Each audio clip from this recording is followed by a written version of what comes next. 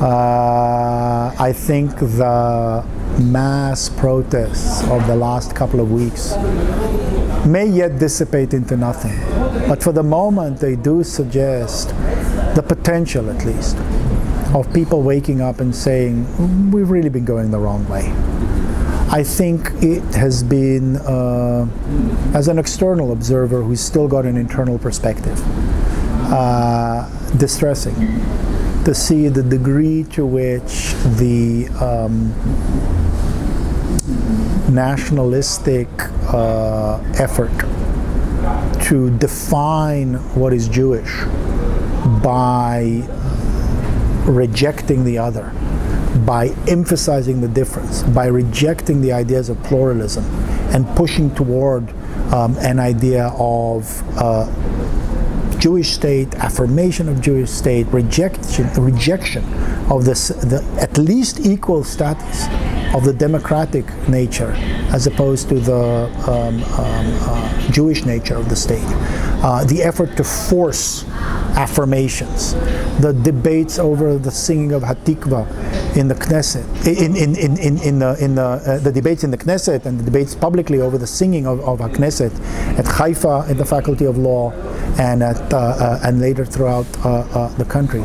Those are moments that you see a people struggling with its identity in a form of taking on a shield that simply ignores the benefits and the value of pluralism, the centrality of pluralism and diversity to creativity, to innovation, to a sense of belonging to a shared community, things that are absolutely central to what it means to be a democratic society.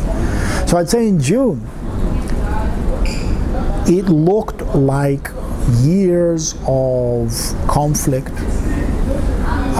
rise of a right wing that is much more extreme than it was 15, 20, 25 years ago in its insistence on the exclusivity of the Jewish nature to the exclusion of the democratic and pluralistic nature was very troubling.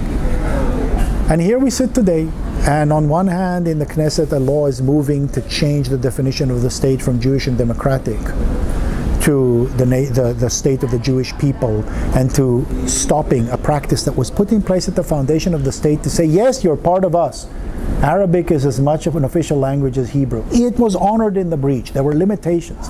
But at least at the symbolic level, it was not, you're out. This can only be, you're out. And at the same time, right across the street, people are saying, stop with that. We want to live a decent life here. Those are the tensions that I see that somehow, depending on which direction I look at, find me optimistic or profoundly pessimistic about where things are going. As somebody who loves the place and yet sees it only on occasion,